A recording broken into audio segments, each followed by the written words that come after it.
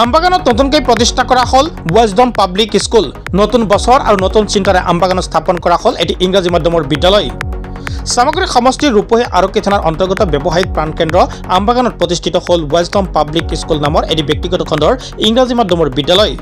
বাদল চক্ৰৱৰ্তীৰ সভাপতিত্বত আমবাগান, বৰগলি, কাটপাৰা আৰু লাউকাৰ বৃহত্তৰ অঞ্চলৰ ৰাইজৰ বিপুল দাবীৰ প্ৰতি সঁহাৰি জনাই এডুকেশ্যন অৰ্থাৎ সাধনা এডুকেশ্যন ছ'চাইটিৰ উদ্যোগত CBHCৰ আৰ্হিত আমবাগানত প্ৰতিষ্ঠিত হ'ল ৱাইজডম পাব্লিক স্কুল নামৰ এটি ব্যক্তিগত খণ্ডৰ ইংৰাজী মাধ্যমৰ বিদ্যালয়। এটি বাৰনাট্য কাৰ্যসূচীৰে আনুষ্ঠানিকভাৱে দুৱাৰ মুকলি কৰা হয়। সহস্ৰাধিক লোকৰ উপস্থিতিত দুৱাৰ মুকলি অনুষ্ঠান সম্পন্ন হয়। মুকলি সভাত আমবাগান উচ্চতৰ মাধ্যমিক বিদ্যালয়ৰ প্ৰাক্তন অধ্যক্ষ শ্ৰী বাদল চক্ৰৱৰ্তী, দিৰাশ্ৰয়কে ধৰি শিক্ষাৰ লগত জড়িত বিভিন্ন ব্যক্তিসকল উপস্থিত থাকে। এই মুহূৰ্তত নতুনকৈ প্ৰতিষ্ঠিত বিদ্যালয়খনৰ অধ্যক্ষৰ লগতে দুগৰাকী শিক্ষকৰ মন্তব্য আছে, আপোনালোকলৈ আগবঢ়াইছোঁ। I joined on month of August 14th. I joined here as a principal. What will you tell to the public? We will be imparting the quality education to the students. That is the main motto of this school. You are where from? I am from Kerala. Wayanad district. Sometimes some issues are arising in our locality. Some qualified practitioners coming from the different places like Kerala and other state of India.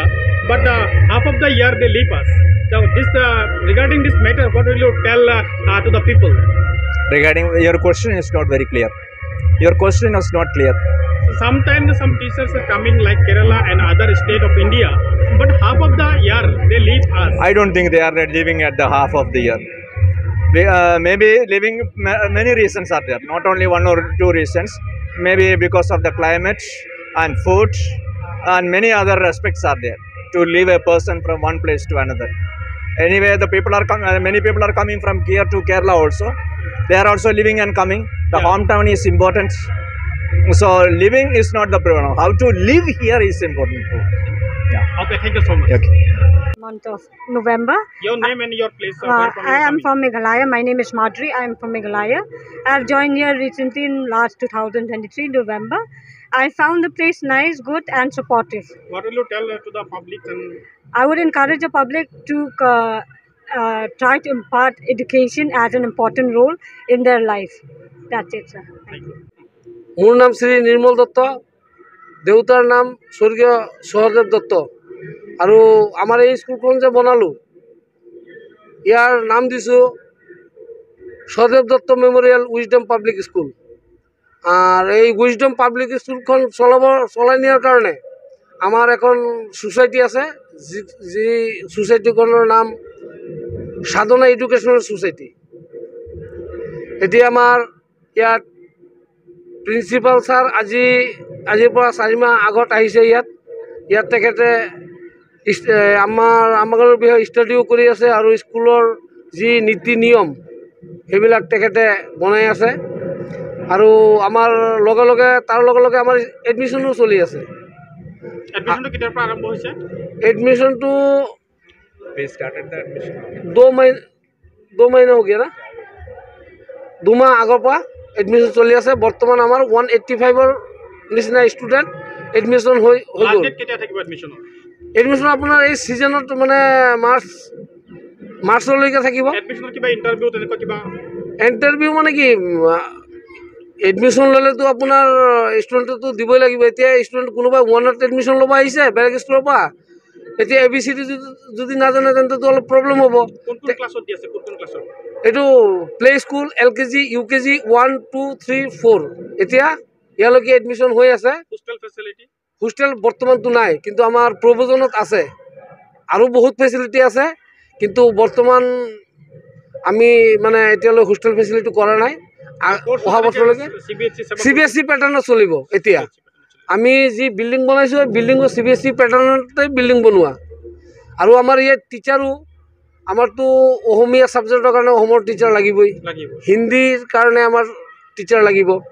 কোন ৰাজ্যৰ পৰা teacher ইয়াত? আমাৰ ইয়াত আহিছে principal sir কেৰালাৰ পৰা, আৰু আমাৰ এই মেডাম য'ত টিচাৰ আহিছে তেখেতসকল শ্বিলঙৰ মেঘালয়ৰ পৰা আৰু মিজোৰামৰ পৰা আহিব, নাগালেণ্ড আৰু মণিপুৰৰ পৰা আহিব। আপুনি ৰাইজৰ গেথাতে কি ক'ব? ৰাইজৰ ক্ষেত্ৰতো কম যে আমাৰ ইয়াততো স্কুলৰ ফেচিলিটি যিটো চাহিদা অনুপাতে নাই। সেই চাহিদাৰ যদি কিছু অংশ যদি মই পূৰণ কৰিব পাৰোঁ তেনে মই ভাবি মোৰ জীৱনটো ধন্য হ'ব। আৰু ৰাইজকো আহ্বান জনাইছোঁ, আপোনালোকে আহক, আমাৰ ইয়াত এডমিশ্যন লওক। আমাৰ ইয়াৰ পৰা এজন মানে ভাল শিক্ষা আৰু এজন ভাল নাগৰিক হ'বৰ কাৰণে যি মানে আমাৰ কৰিবলগীয়া আছে আমি চেষ্টা কৰিম। আমি এইটো ইনকামৰ কাৰণে স্কুল খোলা নাই, কিয়নো আমি বিজনেছমেন, আমি বিজনেছ কৰি আছোঁ, বিজনেছৰ পৰাই আমাৰ আহাৰ চলিব। স্কুলৰ পৰা যদি স্কুলখন যদি চলে, আমাৰ এই সমাজৰ যদি অলপ উন্নতি হয়, সেইটোৱে মই কামনা কৰিছোঁ।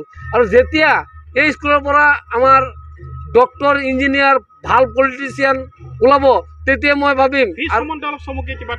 আৰু যেতিয়া নেকি এই ডক্টৰ কোনোবাই হৈ যেতিয়া আহি মোক ক'ব, ছাৰ মই আপোনাৰ ষ্টুডেণ্ট আছিলোঁ আৰু মই এতিয়া ডক্টৰ, তেতিয়া মোৰ জীৱনটো ধন্য হ'ব, মই ছাকচেছ বুলি ভাবিম।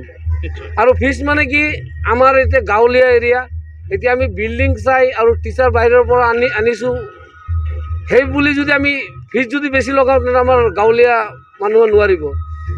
সেই আমাৰ গাঁৱৰ ফালে চাই, গাঁৱলীয়া মানুহৰ ফালে চাই আৰু আমাৰ এই সমাজৰ ফালে চাই আমি একদম মিনিমাম এটা এডমিশ্যন ফিজ ৰাখিছোঁ। এডমিশ্যন ফিজ হ'ল 10,000 টকা। তাৰ লগত কিতাপ ফ্ৰী আছে, বেগ ফ্ৰী আছে, টাই, বেল্ট আৰু শনিবাৰৰ ড্ৰেছ এই বছৰৰ কাৰণে। অহা বছৰ মান্থলি 1ৰ আগত 1,000 আৰু 1ৰ পিছত এডমিশ্যন হ'ল 12,000 টকা আৰু মাহে 1200 টকা। এতিয়া আমাৰ টিচাৰো যে আহিছে, ভাল আমি কথা পাতিছোঁ, তেখেতসকলে যি আমাৰ লগত বাৰ্তালাপ কৰিছে তাৰ পৰা বুজি পাওঁ তেখেতসকলো অভিজ্ঞ। আৰু বিশেষকৈ আমাৰ প্ৰিন্সিপালজন বেছি অভিজ্ঞ, কিয়নো তেখেতে কেৰেলিয়ানৰ লগত কথাটোতো ঠিকেই, কেৰেলাৰ মানুহটো শিক্ষাৰ আমাতকৈ বহুত আগবঢ়া।